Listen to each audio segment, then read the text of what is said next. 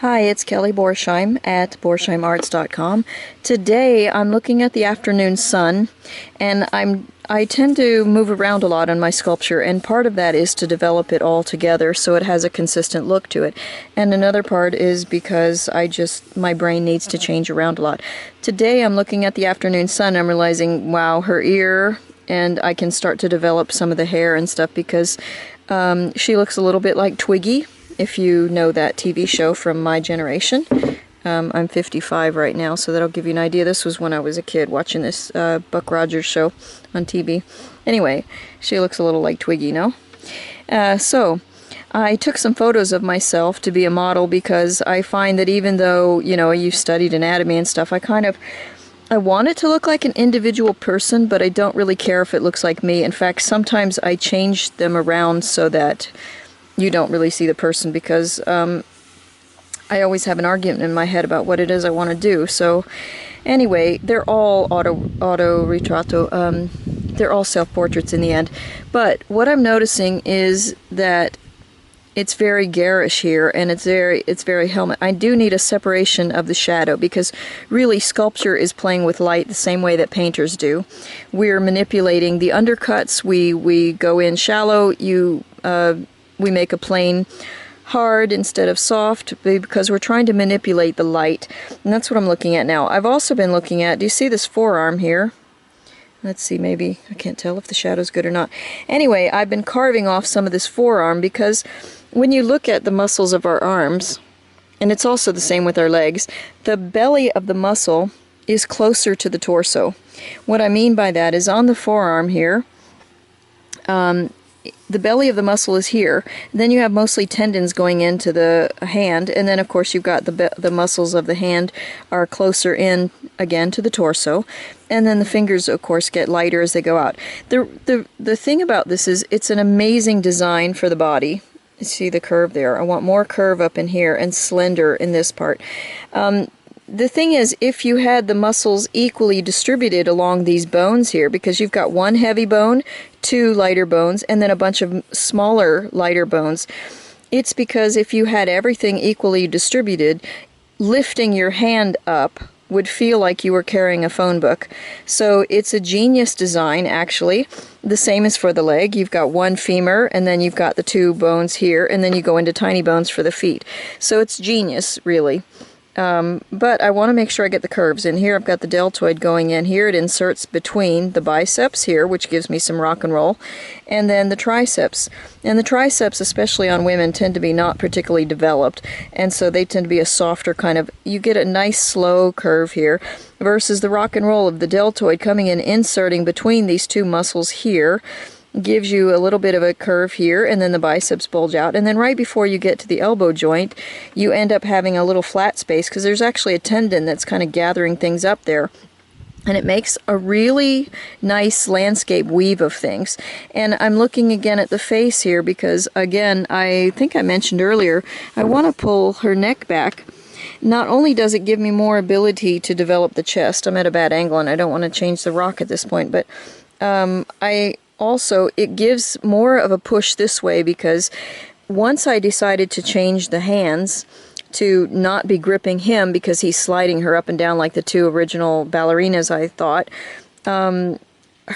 she's now asking for something, and so it's a little bit different dynamic here. And because of that, I thought her face going forward like this really emphasizes her need to rise up.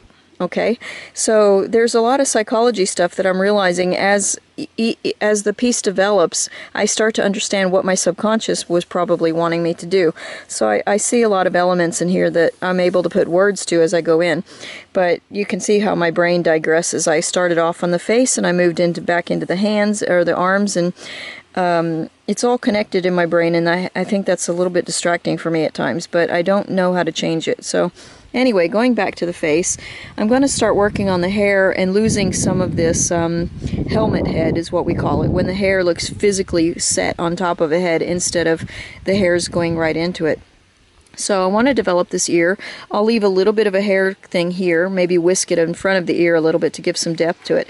I'm not going to put a lot of detail in it again because it's going to be hard to polish this piece, and I think it's going to be prettier to see the color of the rock. So, and I really want to start simplifying things. I can see, do you see the little dimple right there in her cheek?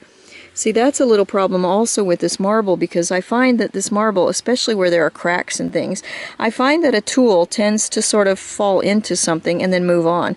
It's very, very difficult to make a plane the way I want to because the tools keep going in. And sometimes, in fact, I take a hand tool and go over that with something very long and flat that can't dip into a tool and keep it on this side and this side, and then boom, work my way down into it. Sometimes that works a lot. So I'm losing my son, so I'm going to start really drawing on my face here, and I'm going to be using some of these tiny diamond tools that I think I have described some before. I've got a whole variety of shapes and heads here. I don't tend to like the points too much because I find that they accidentally hit other parts of the sculpture, and you've got to see I've got her arms quite close to her face. So, and I'm going to want to get smaller because you find that as these tools are zinging around, they tend to go a little bit off base, especially if you've got the power too high. So I adjust the power so that I really get a single cylinder spinning, and I have a lot more control over where it goes. And I don't want to have the tool fly out because that will not only be dangerous for me and anyone around me, but it also may destroy the sculpture in a way that I won't be able to repair later, especially as I get closer and closer to what I consider the finished end. So there's a lot to consider on the safety as well as the design and what it is I want to accomplish.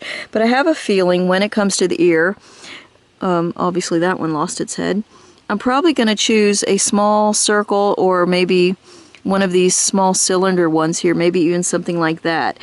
Again, I don't want to get too detailed on an ear because I'm not going to put in the eyes. I'm trying to figure out a way to make the eyes look as if they're looking at each other even though their faces are angled in different positions without actually carving eyes.